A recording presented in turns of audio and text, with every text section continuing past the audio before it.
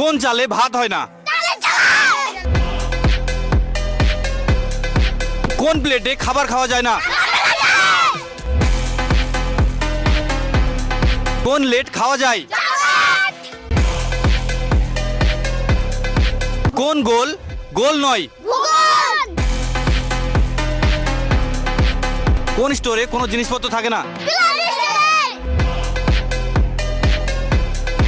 কোন শাড়ি মেয়েরা পরে না?